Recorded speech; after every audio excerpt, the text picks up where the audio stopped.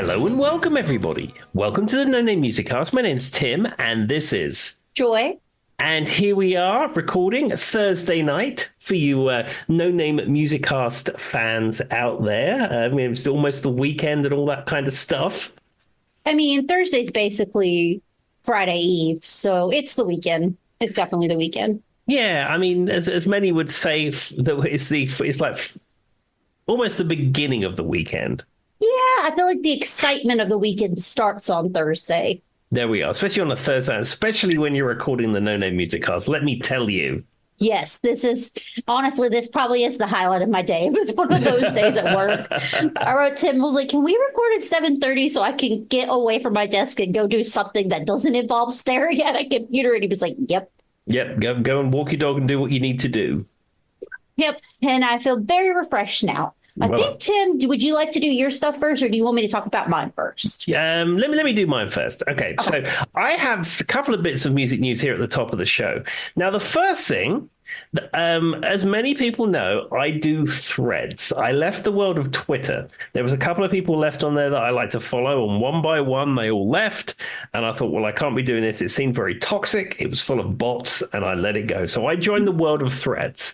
Also, nobody wants an X logo on their phone. No, it just is weird. And at some point that thing will go bust or get sold. But anyhow, so I've signed up to the world of threads. I'm enjoying the world of threads. And I'm Timothy_O'Sullivan. If you want to follow me on threads, it's all going on there. But anyhow, I was looking at the YouTube the other day and I was reminiscing how great MTV used to be. Especially in the 80s and 90s. It used to be fabulous. You used to go around people's houses. They'd have MTV on. They have all those great shows. Now, we had MTV Europe, which was different to MTV US. So it had different VJs. We had Paul King was a VJ. Lots of different things. But, but we got a lot of the US shows. Yeah, that makes sense. Ray Cokes, that was the guy I was thinking of. He was a presenter VJ type that was on MTV Europe. He was one of the anchor presenters, if you like. Anyhow, so I was sitting there going through the YouTubes, pulling up episodes and looking at stuff, and I actually found a video which is the first 2 hours of MTV US as it was broadcast. And of course, the first video was Video Kill the Radio Star by Buggles. And it was very interesting to see how they launched MTV. And the first words were, "Ladies and gentlemen, rock and roll." That's what the guy said. Yeah, and it was kind of, if you guys haven't listened to our MTV episode, we kind of talked a little bit about how they pulled all those artists. And to be fair, and Tim might say something about this, most of them tended to be from the UK because the UK was so big, or EU, whatever you want to say at that time, was so big on videos. They were really big on videos, and that wasn't an American thing until MTV came around. Yeah, because we had Top of the Pops, and having a pop promo video was very common at the time. So anyhow, I'm reminiscing about all this stuff. And I put a post up on Threads that says, "I still don't understand why there is not an MTV retro channel. Just play the videos, segments, and shows from the classic era of MTV of when they played music. There must be a market for it. There are so many TV channels, many of them niche, so why not something like this?" And I often post random thoughts to Threads that go nowhere. It's just a way of, getting out your system to some degree. Tim's shower thoughts type thing. Yeah. But this blew up, and it blew up in a big way. I went viral, if you like. So as it stands, I've had 67,000 views of this particular output. It's not a tweet, it's a post. I've had 4,700 likes, 352 replies, and 192 reposts. And it's fair to say almost everybody that replied said, yes, this would be the best thing ever. Why don't they do that? Now, a good proportion of the people were saying, well, you've got YouTube. Well, it's not the same thing, really. I mean, yes, you can pull videos up, but it's not the same as having that sort of structured programming type thing. And see, I'm the kind of person where I would put it on and just let it play in the background while I did whatever. You know what I mean, Tim? It would just be almost like, I hate to say background noise, but it'd be so familiar. You'd have good music. Like, it would bring up so many memories, but like you could still scroll your phone or whatever you want to do while you're listening. Exactly. Now, a lot of verified people on Threads liked it and reposted it. And in particular, one chap, who was the guy who wrote the theme tune to Pop-Up Video? which is one of Joy's favorites, as we know. Yeah, he wrote the music for that, and he said, "Yeah, that would be an absolutely fantastic idea." So if we've got buy-in from the pop-up video music song guy. Whatever his, if sorry, we don't remember your exact name. Tim might be able to find it, but we'll mention to you later. Tim sent me this the other day, and I said, "Welcome to going viral." It's weird what will make you go viral. I went viral on TikTok because of a German rapper one, so there's that. Yeah, it's you never know what you're going to type in, and then all of a sudden it gets picked up. And I typed it, and a few people liked it, and then it sat there for about an hour, and then it went boom, boom, boom, boom, boom, boom, and I was like, oh. But the worst part is when that happens, you have to like mute your notification. Yeah, this sort of hit a nerve with people. So there we are, Viacom or anyone listening. If you hold the archives to MTV, you need to come up with MTV Retro. It would be very cheap to make. You've probably got all that stuff in your archive already digitized because they probably sell that footage and license that footage already. So they've probably got it digitized. How hard would that be? Well, and I feel like we're craving as a country, as a world, everybody kind of craves nostalgia a little bit right now. So I feel like the market would be so easy. Like there would be plenty of people. And now is regular TV huge? No, but you could even do like Pluto TV where they have like those mock fake like TV channels. Do you know what I'm talking about, Tim? Yeah. Like just have one dedicated to that. Same concept if you don't want to do regular TV. Yeah, or a streaming service. MTV Retro is available to stream. That's very fashionable now. Everyone's doing this streaming, whatever that is. I don't know. It's something to do with hit clips. Anyway, Tim, what was your other music news? So the other thing is this is a band that we've probably never, ever spoken of. And this is the band called The Killers. Are you familiar with The Killers? Yeah, very familiar. Yeah, so they had a song called Mr. Brightside. Probably their biggest hit. Yeah, it came out in September 2003 and then it was released in 2004. I mention it because this was one of these songs that every UK cover band at the time covered it. Didn't matter where you went, you heard Mr. Brightside. It was impossible to escape it. That makes sense. Okay. So they've just received 2 Guinness World Records for Mr. Brightside. That doesn't surprise me. So it stayed in the charts for a total of 416 weeks, which is the longest stay on the UK's single chart by a group. Huh. I mean, I will say when this song was out, Fuse was huge and I've heard it everywhere. Of course, I was right in that kind of pop punk world, but that was when I was really into it. So for me, it was obvious that I would have heard it. Yeah, and it's like almost 8 years on the singles charts. It's absolutely ridiculous. I don't know why. Do you know? That's just weird. I don't know. Like it was popular here, but I don't think it was popular for 8 years. Yeah, but it's in the singles charts, but it's at number 200 and something. But it's in the singles charts. But as I said, I can just remember at the time you couldn't escape Mr. Brightside. It was everywhere. Now I don't think I ever played it in any of the bands I was in because I probably vetoed it. To be fair, you're probably tired of hearing it. I like it, but I mean, it would be a song that I could imagine you would easily get tired of hearing. Yeah, absolutely. Yeah, I mean, you'd hear it at the jam nights. We didn't play it in Rough Justice. We didn't play it in Moroccan Soul. I may have depped it with another band and sort of played it, I think, but it's just whittled his way through it. Yeah, but it's not one that's sort of in the catalogue of songs that I could pull out off the top of my head, and I'm not particularly sad about that, if I'm being honest. What was the other thing that they got the Guinness World Record? Well, it was 2 records. It was one is the longest consecutive thing and a long number of weeks, and it was a combination of those 2 things. Interesting. I didn't know the Killers were that popular in the UK. Oh, that early 2000s, that was just absolutely huge. I mean, they were huge here, but not to that extent. And then you had like the Kings of Leon as well. That was a big one too. I mean, I would say that the Killers were obviously before the Kings of Leon, but they're still in that similar realm. I prefer the Killers over the Kings of Leon, though. I can say that. I prefer Brian May and Van Halen, but there you go. That's not shocking either. All right. Did you have anything else, Tim? That's all I have. I think you have a couple of items for us. Okay, well, I have one item, but it leads into Tim's topic today, which I am aware of, guys. I know, shocker, there's some forethought into this episode, but I thought it was very filling.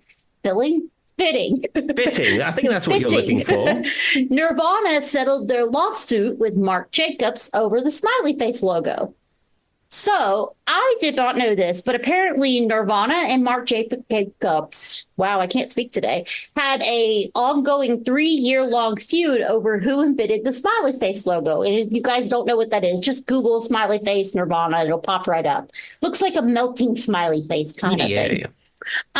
Apparently, Nirvana initially brought the lawsuit against Marc Jacobs in 2018, which Marc Jacobs is a clothing brand, claiming the fashion brand copied their signature happy face design. According to fan lore, Kurt Cobain created the logo, but Marc Jacobs filed a countersuit calling out that claim. They said former Geffen Records art director Robert Fisher claims he designed the logo.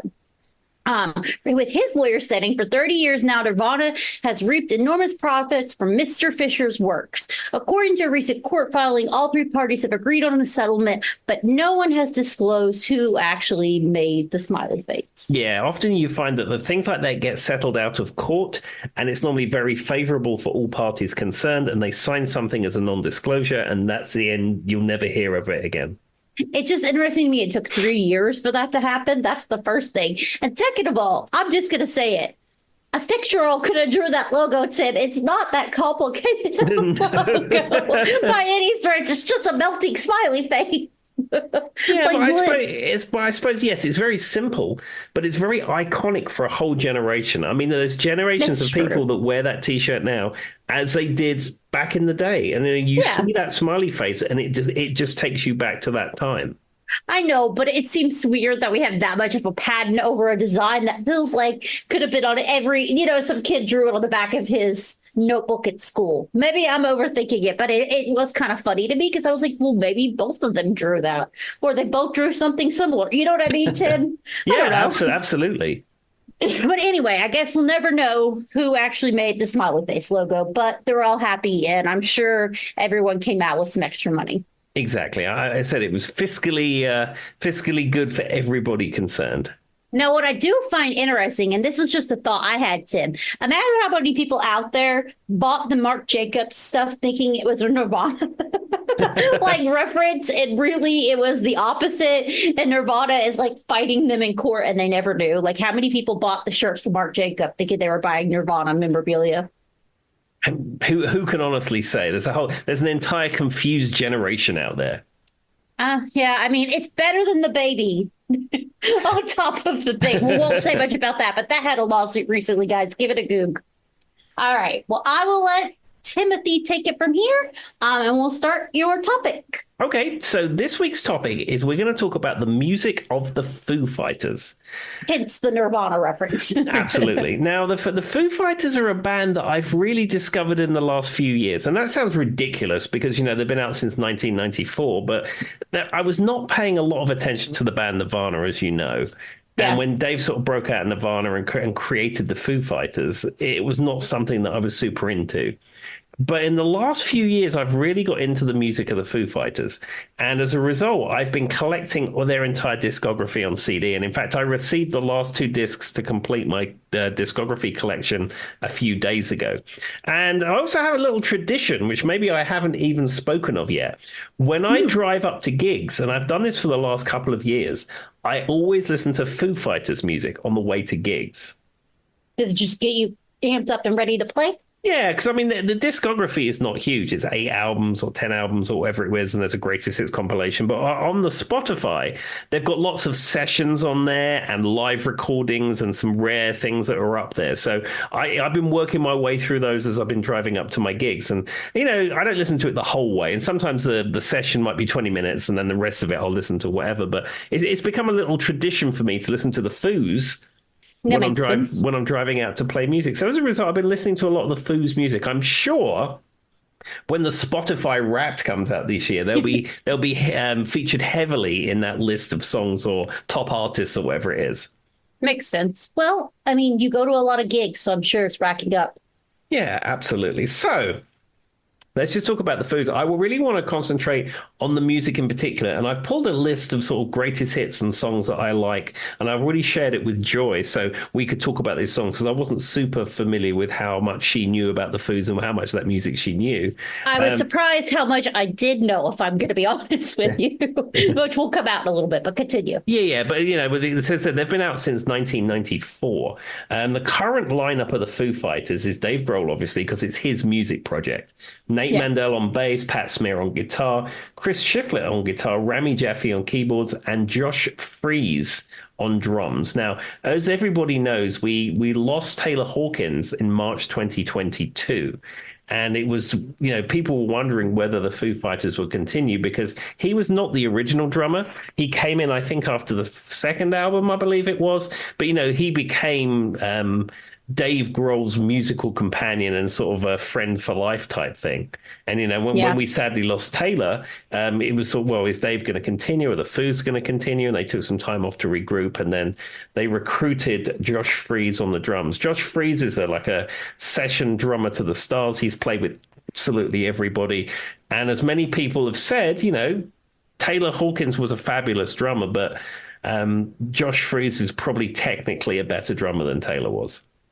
And that's okay. No two drummers are alike, just like guitarists or singers and anything else. No, and I mean, and I've seen live footage, and he's doing an absolutely fantastic job on tour. The other thing is, I think at this point, though I'm not sure, I think Josh Freese is actually a member of the band because you get someone like the Rolling Stones where you lose a Charlie Watts or a Bill Wyman, and then they bring someone in who plays with the band, who records with the band, but they never appear in publicity pictures.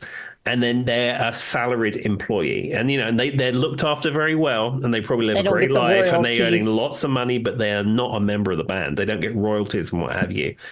I believe that Josh Freese actually is a member of the Foo Fighters at this point. And the reason I say that is that Rami Jaffe, the keyboard player, he used to be brought in occasionally because, Foo's music isn't keyboard heavy, but they'd bring him in for some stuff.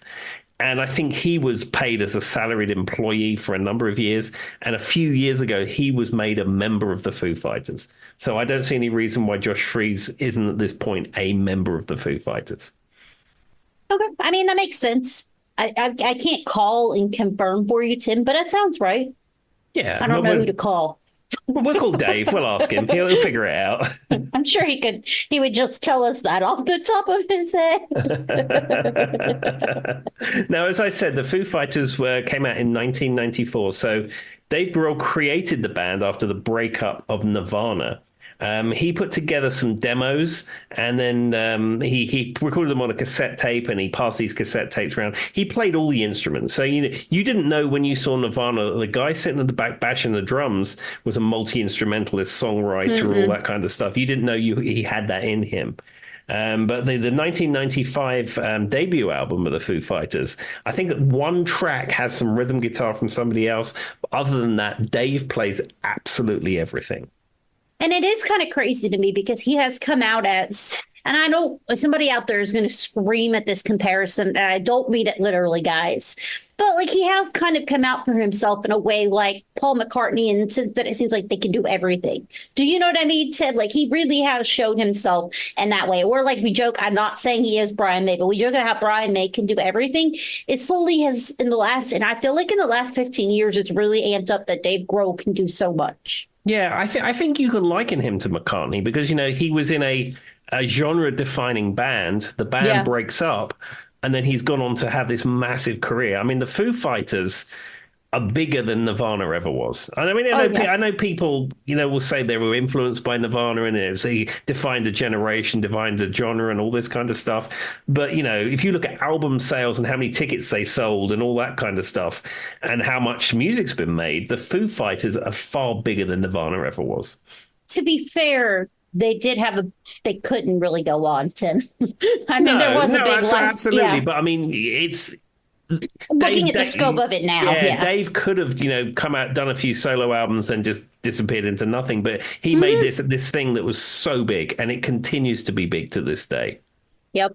And that's what when I was doing listening to all these songs, like I'm not a huge Foo Fighters fan. I am a fan, but they're this genre of music is one of those ones that I kind of have to chop up, Tim. I can't listen to a lot of them in a row. Does that make sense? Like And it's just this certain type of genre of music. I don't know if you want to call them pop. I don't know if you want to call them rock. I don't know if you want to call them pop rock, whatever you guys want to call them. I think they rock. That's what I think. But with that being said, I was surprised at how many number one, like every one of their songs that I listened to, I'm like, oh yeah, this was probably a single. This was probably a single. I've heard this song 1,000 times. So to Tip's credit, yes. Yeah, according to our friends at Wikipedia, they are alternative rock, post-grunge, hard rock. There you go. I don't know how you want to define them because I feel like they've done I mean, they've kind of branched into a little bit of all of it. Yeah, and the thing is about Dave Grohl was because I've listened to his autobiography on Spotify, the audiobook, and I mean he loves metal and he loves rock and he loves thrash metal and he loves all that stuff, but he loves everything.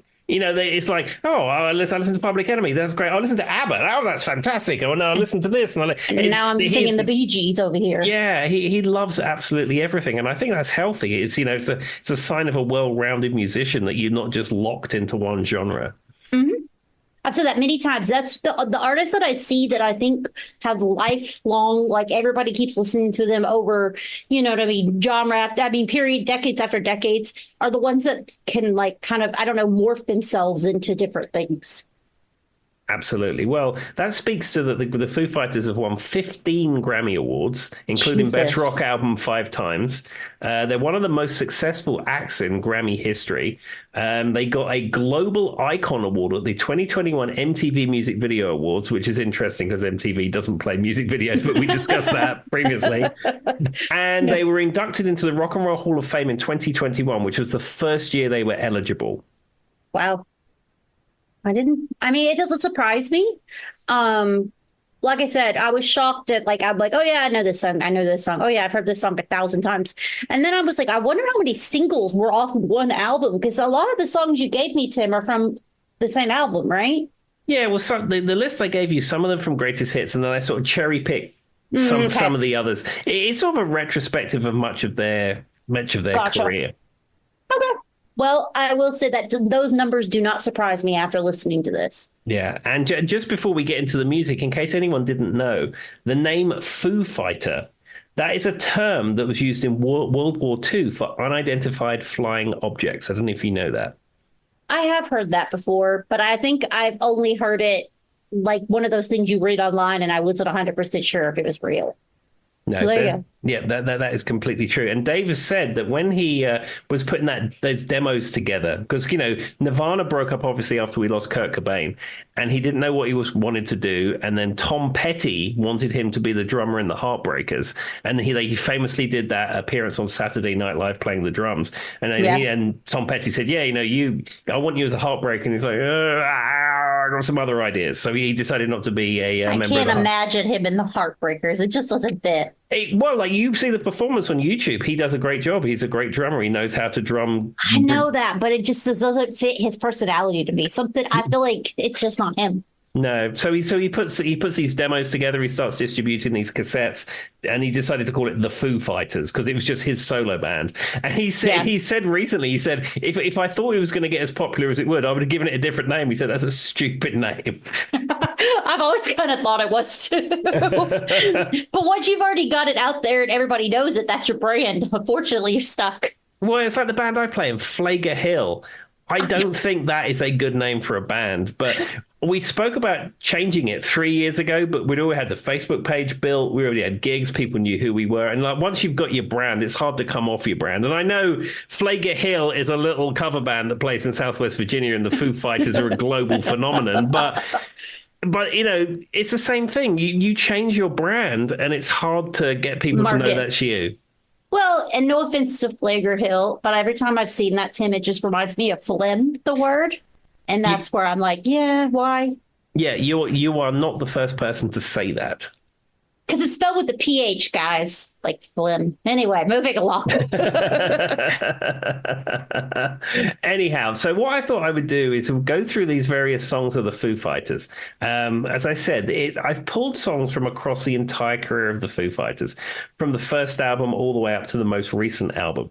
Now, the lists I sent to Joy, a lot of them do come from the Greatest Hits album, but I tack some other stuff on there just to go through everything that the Foos have to offer. So. All right. So let's open this up with the first one. I'll probably jump around through the list a little bit, but Okay. but we are going to open up with the song "All My Life."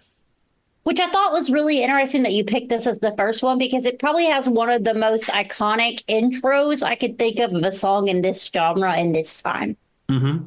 Yeah, Like oh, go ahead. Sorry. I was going to say it's got that driving riff, dun dun dun dun dun dun dun dun dun dun dun. Yeah, that's probably what stands out to be the most. And then this is a radio regular. Like if you turned on 99.1, I feel like you could hear this song right now, Tim. Easily. Oh, hey, do you know what's funny? I was in a different office today, and I was meeting with the team that I manage. And we're cool. And the person had like their phone playing music or a Bluetooth speaker in their office. It's fine. It's all good. And I walked in the office and I heard dang dang dang dang dang dang dang dang. I heard that today. And you were like, oh, there it is. Which I would say this was probably a single. I would definitely categorize this on their like alternative rock. And I'm sure this one won a Grammy if we looked it up. I'm sure it probably did. It is such a strong song. And it's a song that I think to this day that he opened concerts with. Now, I have not seen the Foos. I would love to see them. But the problem is they are so massive. Where are you going to see them? In a massive stadium, and the tickets are going to be stupid expensive. And it's not even so much the tickets are stupid expensive. You're going to stand in a stadium a million miles away. I should have got into them 20 years ago when I could have seen them at the Hammersmith Odeon and sat right near the front. That makes sense. Yeah, and the tickets were a quarter of the price that they are now. Oh, absolutely. I will say this song was used on, I want to say it was on Rock Band and Guitar Hero. Mm-hmm. Like it definitely was. And this is what I distinctly remember playing quite a bit. I don't remember which Rock Band, but we're talking what, 2008, 2009 would have been when Rock Band was at its height. And I definitely remember this big on there. Yeah, it's classic for that. The riff, the feel, the speed. It's such a good song.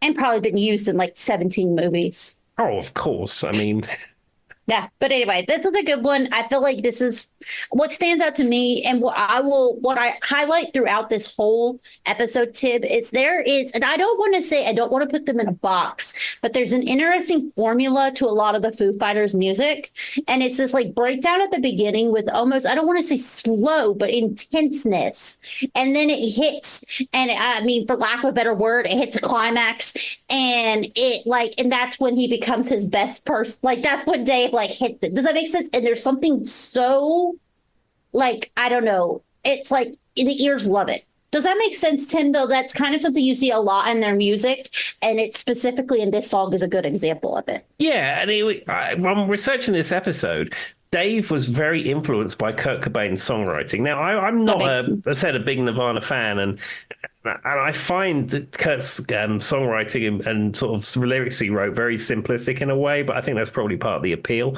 But he said he was very influenced by that. And one of the things that Nirvana is famous for is the loud, soft thing. Yeah. And that is something that Dave employs to this day. Well, I think it works so well because the ear likes it. Like, I don't know how to explain it. Like the buildup and then the like emotional release will draw in your audience, especially people who are into rock music.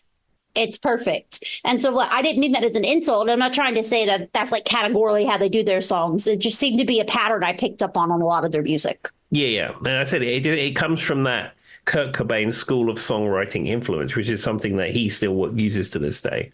Well, there you go. Kurt Cobain is still influencing. For those who love him, I'm not a huge Nirvana fan, but I have nothing against him. He's still influencing the music we're hearing on the radio today. There we are. Or not listening to the radio if you're like me. Well, yeah, Tim hasn't turned on an actual radio in like, I don't know, 15 years or something. And if he had, he probably would he turned it off in about 30 seconds. Well, do you know what's funny? I had an incident the other week where I was playing a gig at Smith Mountain Lake. And Okay. it's been incredibly hot here, like almost Yes. 100 degrees Fahrenheit hot. For those of you who use old money, that is very hot. Anyhow, It's 30-degree difference, basically. yeah, 32 or something. Yeah. something like that. So I was setting up for a gig and it was that silly hot. It was outside, but it was fully covered. Still But doesn't matter. but The it was humidity. humid. It was Oh, terrible. I was setting up my equipment and I was down on the floor plugging cables in, and I could feel myself passing out and I could just feel myself mm, going. So I got up very quickly and I just sat in a chair with some water and just tried to cool down. bring myself back. And I was lucky to do that. So I sat there for a bit, just compose myself. And I still felt weird. Finished my connecting up. We did a very quick sound check.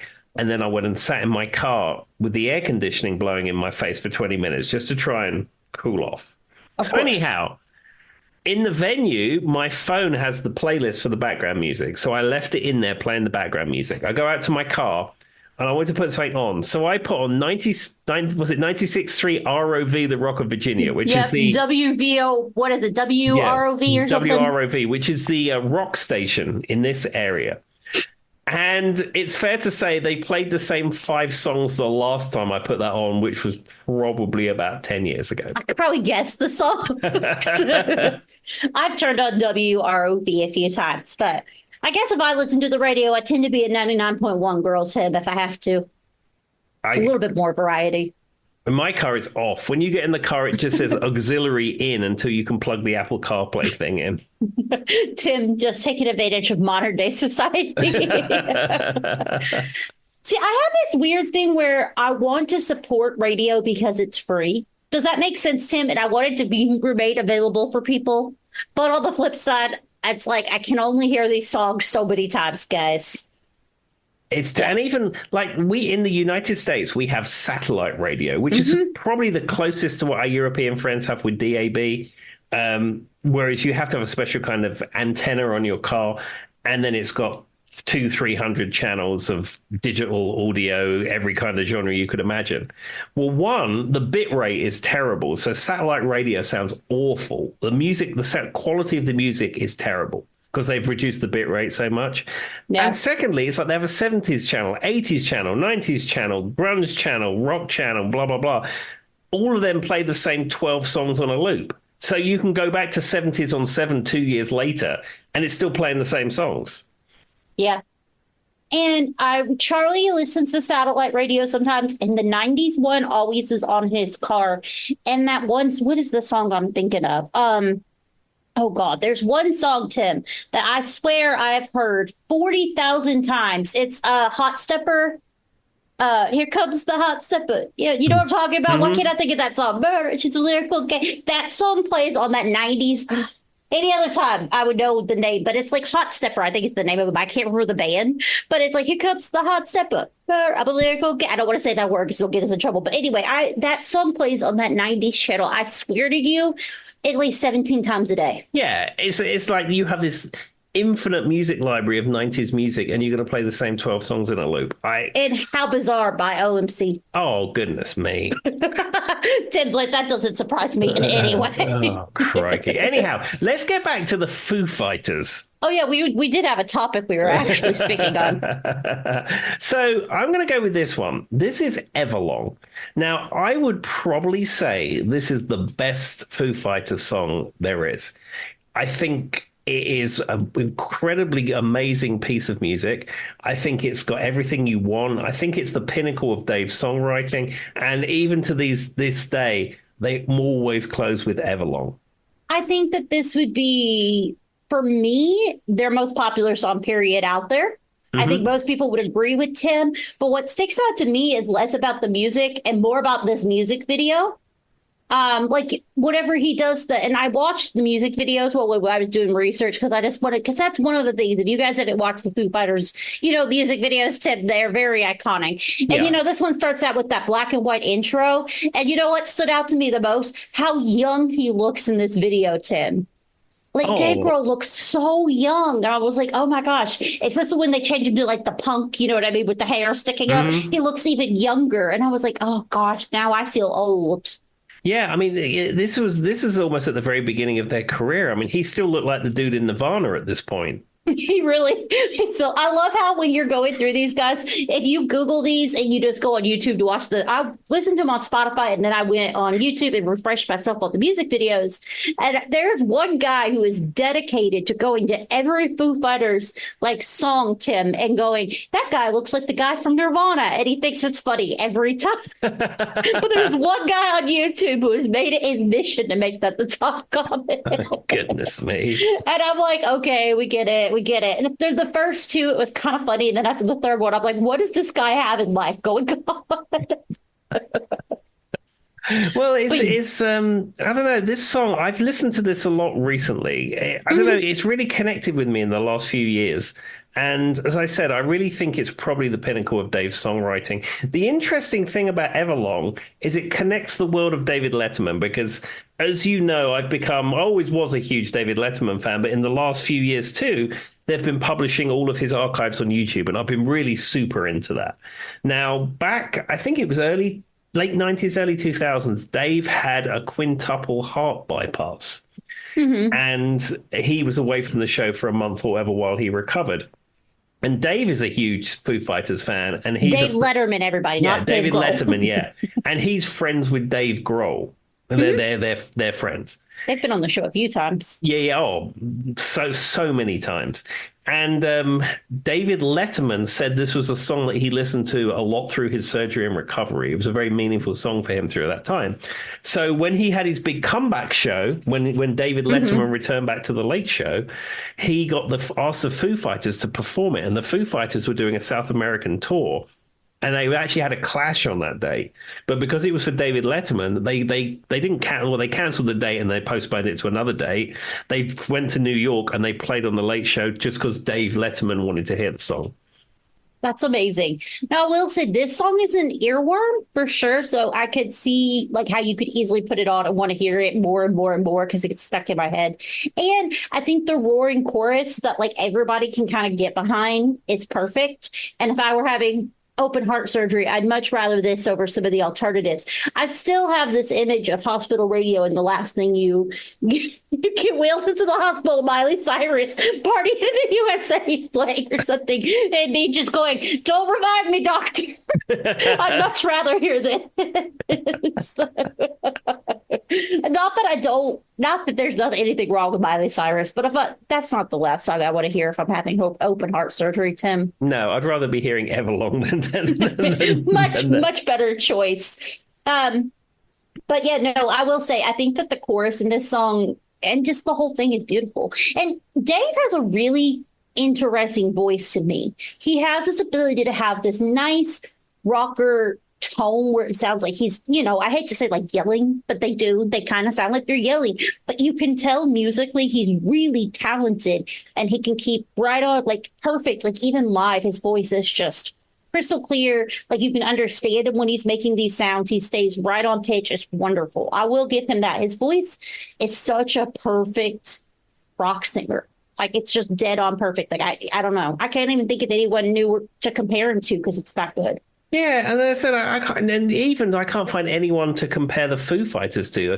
A band that have been around as long as they have. They've got the heritage of Dave being in a band previously, with hits after hits after hits after hits, and the fact that they are a rock band. I mean, there's not many people out there doing that still on that level.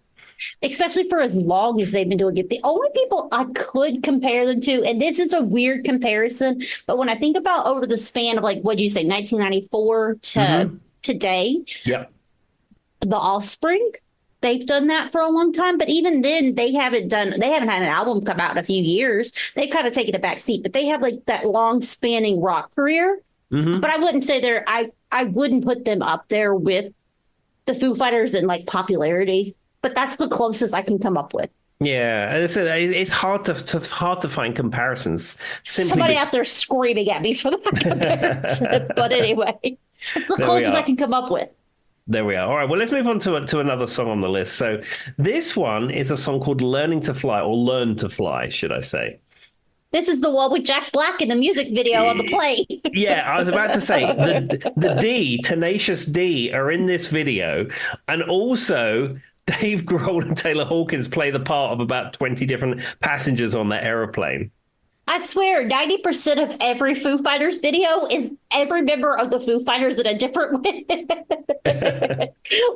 I was watching all of them, and I'm like, how many wigs do they have on this set? But it's funny because, like he said, Tenacious D was in the video. And if you go back and watch it, Jack Black once again looks so young, Tim. Mm-hmm. And that is a person I see, like, his face regularly in my household. I've told you guys, if my husband were to leave me, he would probably leave me for Jack Black. Like that, there's a love connection there. So I'm very familiar with Jack Black, but just like I was watching, I'm like, he looks so young. Every one of these music videos made me feel really old. Yeah. And I remember when this came out. Yeah, and the other thing, of course, is that Dave Grohl played drums and the electric guitar on the first Tenacious D album. You taught me that. I didn't know that until Tim taught me that, and that makes sense because I could totally see Dave Grohl and Jack Black being friends. That fits. Yeah, and also, I mean, Dave Grohl, I think, has played drums on all the Tenacious D music, but there's a song on the Pick of Destiny soundtrack called The Metal. And he's talking about various things tried to kill the metal, but it failed. And then it says, grunge rock tried to kill the metal. And then Dave Grohl plays the intro riff to Smells Like Teen Spirit. And I don't know, every time I hear that, it just makes me smile. I kind of love that.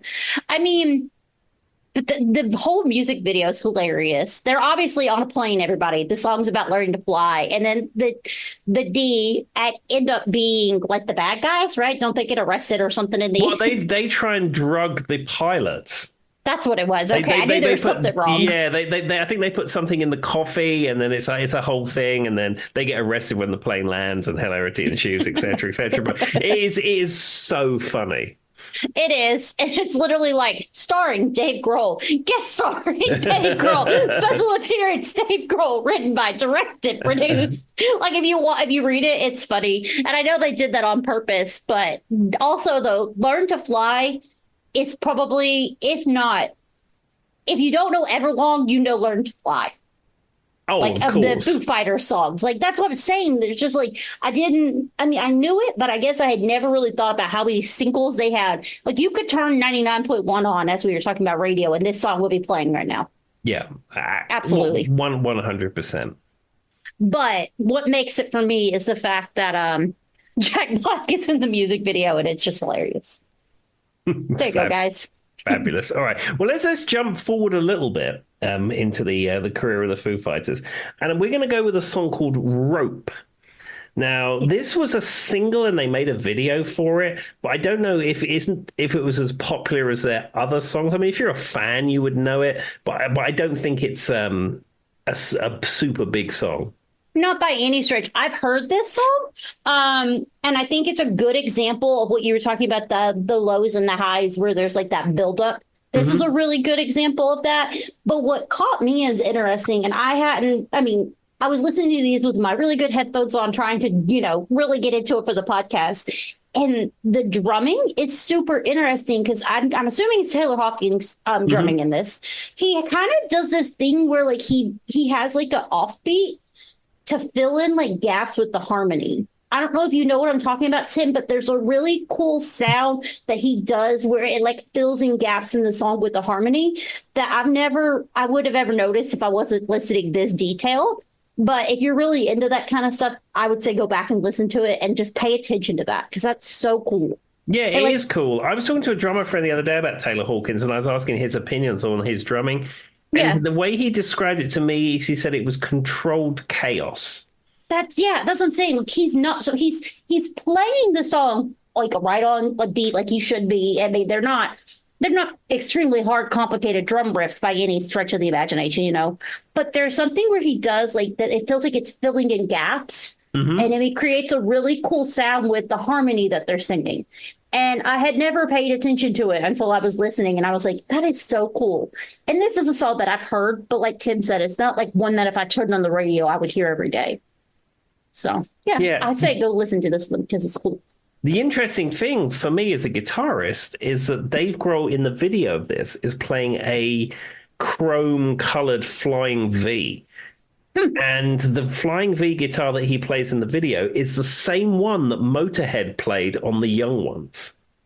Oh wow. Did he like get their guitar, or is it like this the same brand? Like, is it theirs, or is it like just the same type? Well, if Fast Eddie Clark had that guitar that he played on the Young Ones, and I've shown Mhm. you and I have watched that episode of the Young Ones before. Yeah. And it but like a few people went through. He sold it, and it went through a few people's hands, and some guy ended up with it, and Okay. when went to sell it, and of course Dave Grohl knows the Young Ones and knows Motorhead, Of and course he why does. why would he not want to buy the guitar that Fast Eddie Clark played on the Young One? So he bought it for $10,000, and he Say has if it I in had his Dave Grohl money, yeah. yeah, and he now has it in his collection, and he plays it in the video for Rope.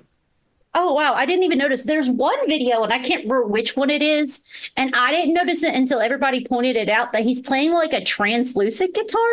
Mm-hmm. Like you can see through it. And once they said it, now I was like, that's so cool, but I hadn't noticed at all. I It would didn't, be a Ampeg Dan Armstrong plexiglass guitar. of Fake, course. Keith Richards would have played one of those. I think Slash may have played one over the years. Hmm. Joe Perry from Aerosmith. It's a very iconic guitar. The one That it's made out of, as we say in this side of the Atlantic, plexiglass, or our friends in the UK would say perspex. perspex. Yeah, For real? yeah. Not even, I mean, plexiglass makes sense. At least it says perspex. I don't know what to feel about that. I don't like it. Yeah, if you went into somewhere you wanted a sheet of that material in England, you Yeah. would ask for perspex. Is that a name brand, or is that Yeah. just what all plexiglass is known as? No, it's a name brand, but Okay. that's what it's known as perspex. It's kind of like Q-tips here in America. They're cotton swabs, but people call them Q-tips, even though that's really the name brand. Well, in the UK they're called cotton buds. Okay, well there you go. But at least that's a cotton. Q-tips is like the name brand. You know what I mean, Tip? But that's what Yeah, everybody refers to them as. Well, anyway, apparently he has one of those, and he played it in one of the music videos. and it's made of I can't remember. perspex, ladies and gentlemen. There we go. And I like how Tim come out with like the nerdiest list of information he could when I mentioned that. All right, what's your next song? Okay, so we're going to go with this one, which is Monkey Wrench. Which is one that I hadn't heard in a long time.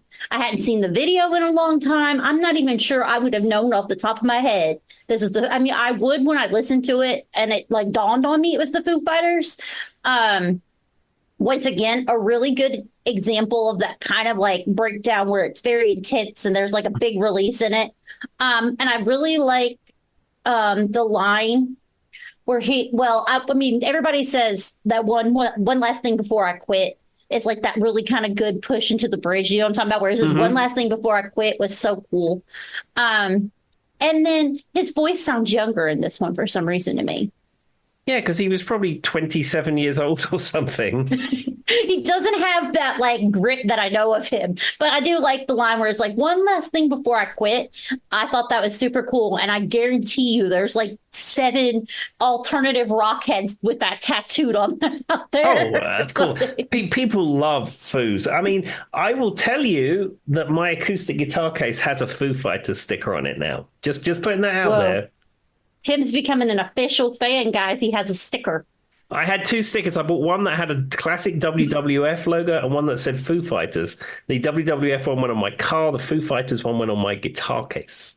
I mean, that seems very on brand that you would put that on your guitar case. Yeah, I always did it the other way around, but it felt natural like that. That's just how it went. Now, this one has an interesting music video. I can't exactly remember, but it did stick out. A lot of people, when I was looking at it, were commenting about they went back to listen to this song because when Taylor Hawkins died, for some reason, this seemed to be one of the ones that everybody like pushed out there. And then I mean, I didn't pick up on anything about his drumming, but that seemed to be this was the one they all went to. Mm-hmm. So there you go, guys. And it's a song about not being used like a monkey wrench. I got that much. There we are. Or as our friends in the UK, adjustable spanner. That actually makes more sense than a monkey wrench. Why is it called a monkey wrench, Tim? It doesn't have anything to do with a monkey. I don't know. I prefer adjustable spanner, but monkey wrench makes a better song, I think. I mean, it sounds cooler, but like adjustable makes more sense since they literally are adjustable. That's what makes them a monkey wrench. Yeah. I'm going to Google that. Why is it? I'm Googling it, guys. Called a monkey wrench. All right. I'm not the first person.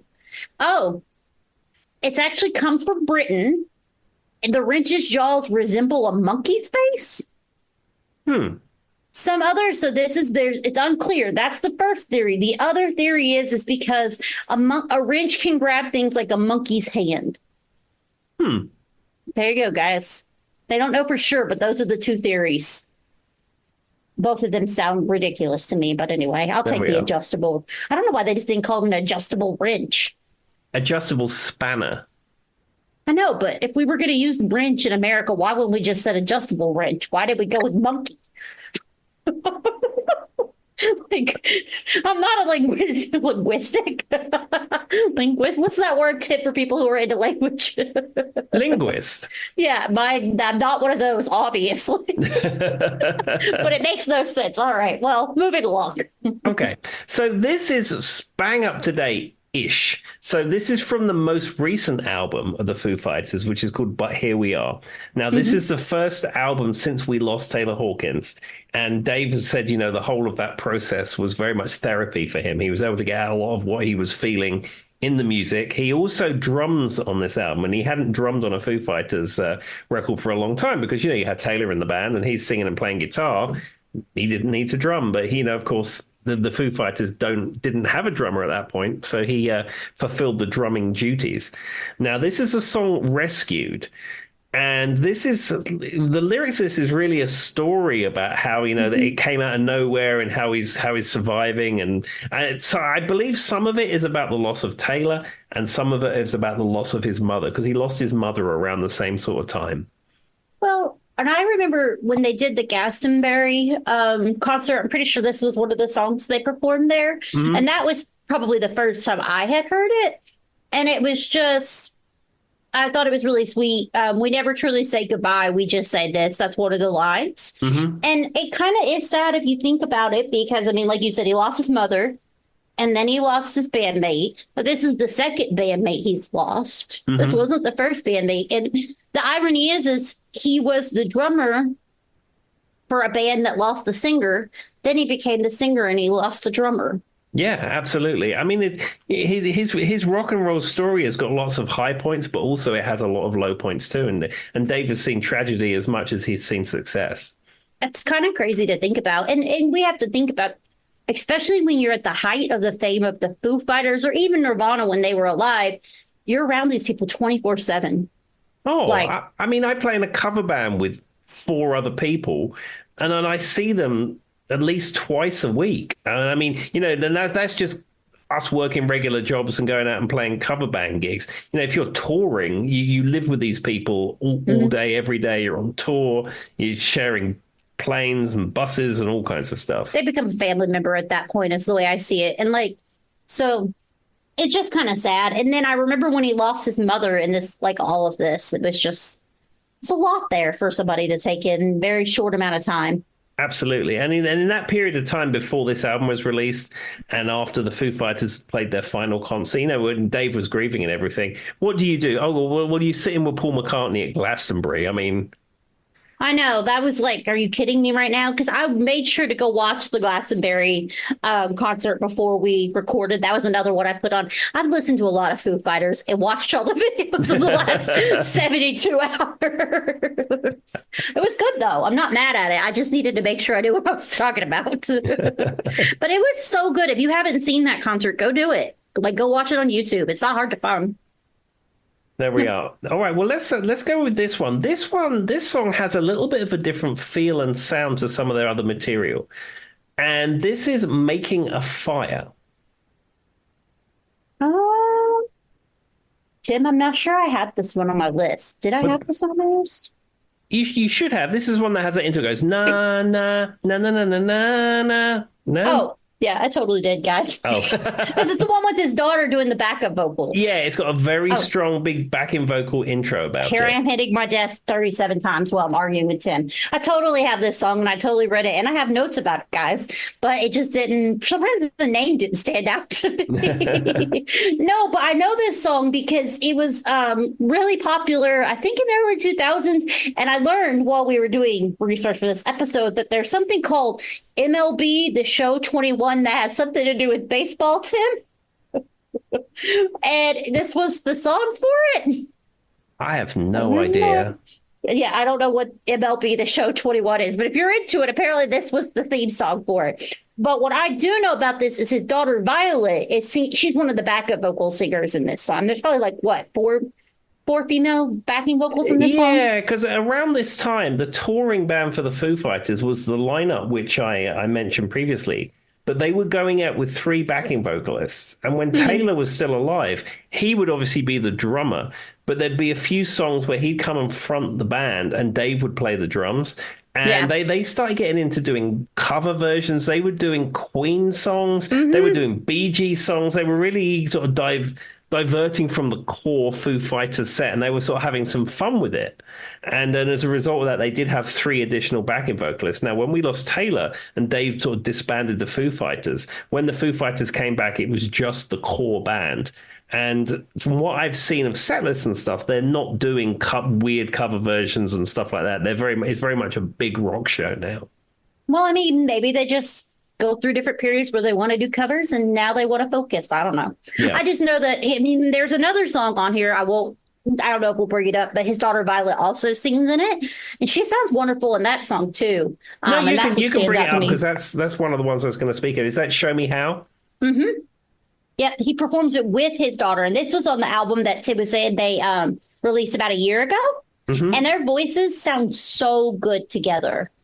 Now, obviously, this was a song that has kind of like a natural, interesting aura around it, almost like ethereal, for lack of a better word.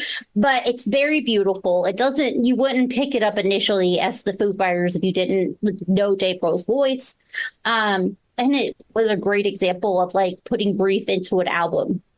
Beautiful song. Well, yeah, 100%. I mean, this is it says an anomaly in the catalog, but yeah, if you heard this and you didn't know it was Foos, you probably wouldn't associate it with them.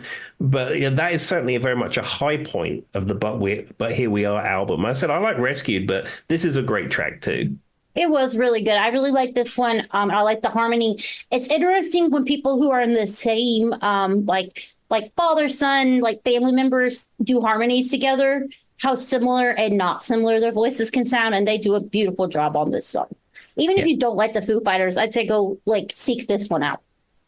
Absolutely. Also, Charlie's never allowed to hear this song, Tim, because I have a feeling I would hear it on repeat in my home. It's very much a Charlie on repeat song. Yeah, it's got Charlie written all over it.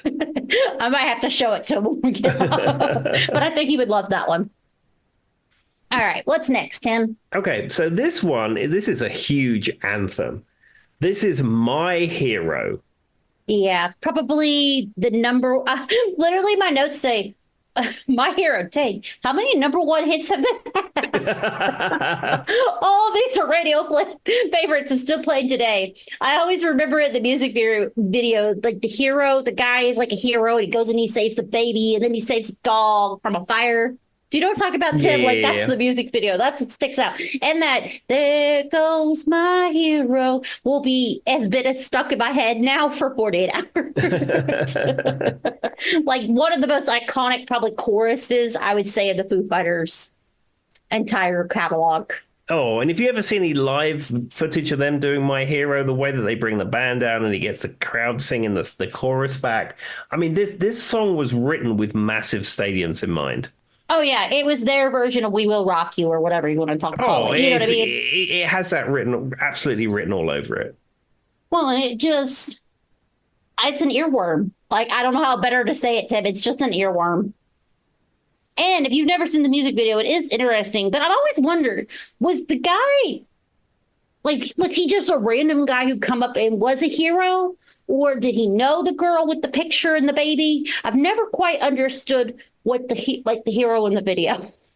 I would imagine they all came from central casting, Joy, because you worry about. Thanks, Captain Obvious. Because they all you have to worry about royalty rates and union dues and That's fees. not what I'm asking. I mean, the theme of the music video, was he someone they knew, or was he just supposed to be a random hero who came off the street and helped everybody? Because at the end, he picks up a picture and runs back out to the lady with the baby. I don't know. Anyway. That's just something I've I always have wondered. no idea. If anyone has any insight into the meaning of that video, send a stamped address envelope or postcard to our PO box that doesn't exist. Well, the thing about it is just spread us on Facebook. It's the 21st century. With that being said, you laughed, Tim, but you're going to find out one of your Freak Jams fans, like friends, worked on that video or something, and one they're going to be on next week's episode. It could happen. It's happened before. We found out they all have very interesting lives. It's weird when you find out stuff about people you didn't even realize like that. There you go. 100%. Okay, well, let's move on to the next one. Now, this one has a very funny music video, and this is Big Me. It does have a very funny music video. And I remember, okay, so this one is the one there in the drive-in movie theater, right? Yeah. This was like also I remember when they performed this on Letterman, and this is like the most early 2000s anthem for a rom-com ever. Yes. That's the best way I can explain this song. And it's given Buddy Holly meets 2000s rom-com music. Yes. Which I guess is kind of the point, but that's what I think of when I think of this song. Yeah, and he has the Futo's mints in it. Yes, which he brings up like 37 times, like it's a Mentos commercial. Well, I mean, there was a Mentos commercial at the time which was almost identical to that. Yeah. Wait, are Mentos an American thing, or do they have Mentos in the UK, Tim? They do have Mentos in the UK. They had various other mint offerings through the years, but at this point, you can get Mentos in the UK. Well, there we go. But did they have the fresh knows better Mentos commercial, or is that only an American thing? Joy, you know me and how much television I watch right now. I've never watched much, and I certainly don't watch commercials, so I have no idea. There's a commercial where you're talking about with the Mentos fresh knows better, something Mentos better for a better life or something. I don't remember. And they hold it up at the end and they smile. That's what, yeah. Okay. Well, if anyone's never seen the Mentos commercial, the internet exists. I guess you could go look it up. I was just curious because I feel like commercials are American in general, and like I feel like we're just obsessed with advertising, Tim. Yeah, because I mean, in the early days of UK broadcasting, there was no advertising. Everything was the BBC, and it was public service broadcasting, and there was no commercials. And commercial television came later on, whereas in the United States on radio and TV, we've had here commercials on them since the year dot. And if you go back and look at like magazines, radio, all of it, like you go back and hear some of the stuff they used to say in advertising, it's amazing what they could get away with back in the day, Tim. Oh, I that remember. Would never fly. There are commercials out there of the Flintstones advertising cigarettes. Well, and then like the one that always blows my mind is when you find out like kids' toys, they used to literally have like uranium in them. Of course, it was in the paint and lead in the paint. And it's like, oh, okay, so you just gave that kid a bomb and you advertised it, or like literal like guns, and they're like, here's a gun. Yeah, it's like a BB gun or something, but it's like, oh, and they would just advertise it. I'm like, there's no way they could do that anymore. But then there's the whole side of it we don't need to get into. But if you've never went back and watched some of the old cigarette ads, were crazy. Those were probably some of the weirdest ones. And I've always wondered, I don't think they're legally allowed to do cigarette ads anymore, right? They took those off air. I don't think they can advertise them anymore. No, and I think there's things about sports advertising that you can't do cigarettes. I mean, it's a lot more aggressive in the UK than it is here. But, you know, certainly I remember reading US magazines in the 2000s with cigarette ads in them. And I don't think that's a thing anymore. No. Well, what's weird to me is I will say more people, and I have not Googled this, but more people I know that live in the UK seem to smoke more than what I see in America. But I have heard that the UK has a very strong, like, anti-cigarette kind of thing out now, like including like the way they put the packages and all that stuff. Whereas in America, it's just a tiny little Surgeon General warnings. Yeah. So in the UK, cigarettes are incredibly expensive. And in fact, I'm gonna look it up right now. UK cigarette price. Where are we?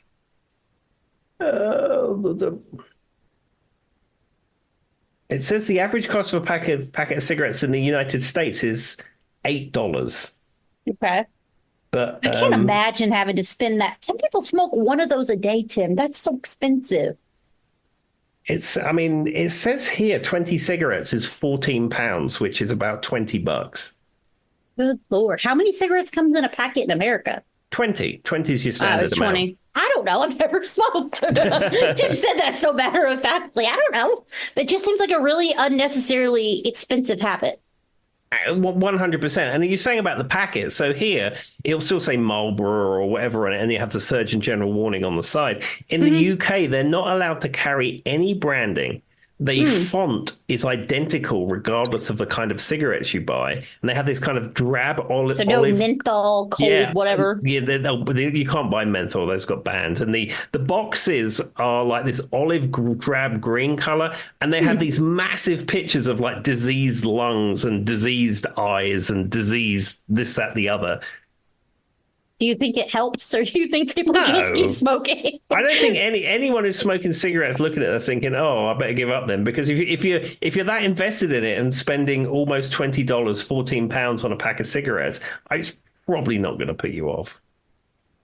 Well, I guess this is a music podcast and not an anti-tobacco podcast. I don't even remember what song we were talking about. We got off on that one, Tim. I have no idea what song we were talking about. Well, let's do one more before All we right. wrap up this moderate dive into the world of the Foo Fighters, where we started talking about cigarettes and who knows what else. All right. What's the last song you're going to go with, Tim? Okay, let's go with the song "Walk." Now, this is another song which is an anthem, and there's so many songs in the Foo Fighters catalog which are anthems, which are designed as stadium fist pumping anthem songs. Yes. And this one, I remember not when it came out, but at some point, Tim had sent me this. It was like, if you've never seen this music video, watch it. And it's a great song. It reminds me of everything that's good about the Foo Fighters. And they have this thing where I feel like a lot of their music videos are people getting fed up. So the guy's driving, he gets stuck in traffic, he gets fed up. But what makes me laugh is all the bumper stickers around him. There was like a George Bush bumper sticker and then a Coldplay bumper sticker. Do you know what I'm talking about? And he just goes, and he gets out of the. And I don't know why, but the fact that it went to a George Bush bumper sticker and then a Coldplay bumper sticker made me laugh so hard. I thought that was funny and like right on brand. Not that I don't know that Dave Grohl has anything against Coldplay. It was just kind of funny to see. Yeah, And I'm sure that's the point. Did they have a one of these Stella bumper stickers? So I may have sent this to you before. I don't know whether they had this, but there's a bumper sticker out there which has Garth Brooks on one side and Chris Gaines on the other, and it says Garth in the streets, Chris Gaines in the sheets. Don't ever send that to China. We literally have Chris Gaines albums in this house. We don't even have a CD player, Tim, but he made sure to say that. He would love that. Oh God. And for those who don't know who Chris Gaines is, it would behoove you to give it a goog, but just prepare yourself for one of the weirdest storylines of life. Yeah, I would check out the world of Chris Gaines, and I'd recommend you buying the album Chris Gaines' Greatest Hits, which is available almost from any thrift shop in the United States for the princely sum of about $1. Yeah, Charlie got that at the Goodwill, Tim. There we are. See, that's right. I got mine from a thrift shop in Pigeon Forge, Tennessee, actually. There you go, guys. It's very easy to find. Now, I will say this song was really popular when it came out. I mean, what was this? Probably like 2010-ish would be my guess. I think so. I don't know. Don't quote me on that, internet. But that seems right. Something around there. I remember it coming out, and I remember it being very popular. 2011. I just checked it. 2011. Dang, I was close, Tim. Go Joy. Yeah, it's from the album Wasting Light. Yes. And I don't know 100% who is all the songwriters on this, but this song has a really nice, like, I don't want to say like what Tim said, but I could easily see this being a really big like anthem in a stadium. But all of their songs kind of do, because like I said, they have that like perfectly synchronized like build up and then release of tension that's very emotional. So they can all be played really well in a stadium type situation. Yeah, and one thing about the Foo Fighters is that there are some of their songs have guitar solos, but it's not a common feature in Foo Fighters music to have a big guitar solo. But one thing they do is they do a thing where they play in octaves and it rises to build tension, like you said, and Yep. Everlong has got that bam bam bam bam bam bam bam Yeah, bam that's bam what I, bam yeah, bam. that, It's and the the lyrics go with it too, like yeah perfectly. yeah It yeah yeah. just, but I mean, of course, that's got to be, like you said, it's a songwriting technique. And of course, it works because they've proven, that's the way a story arc in a movie works and stuff too, right, Tim? There's a build up and then there's a release, and that's what we like to hear. So it makes sense that that would be easily put into music and we'd enjoy it. Absolutely 100%. Not that I can write a song to save my life, but I get the basic concept. Well, there we are. You're an enthusiast. Yes. And I will say, I'm not, like I've said, Tim, I'm not a huge Foo Fighters fan, but I do respect the artistry and I can definitely listen to their music. It's just that for me, I have to do it in small bits. I can't do from beginning to end with their albums. Yeah, well, as I said, it's been my driving to gig tradition, and I've just completed purchasing their discography on CD, so I'm in for the long haul now. You're officially a member of the fan club or whatever it would be called. What would a I, Foo Fighter fan club be called? I don't know. They probably have like a fan something, Friends of Foo or something. Who knows? Friends of Food. I couldn't think of anything good. It's better than what I had, Tim. I was trying to like come up with a pun and there was none coming. Fighting for the foods. I don't know. That was really bad. I hate that I even brought that up now. All right. What would you like to leave the people, or what would you like to say, Tim? I would just like to remind everyone to be kind to everyone that you meet. And I agree. Bye. Bye bye.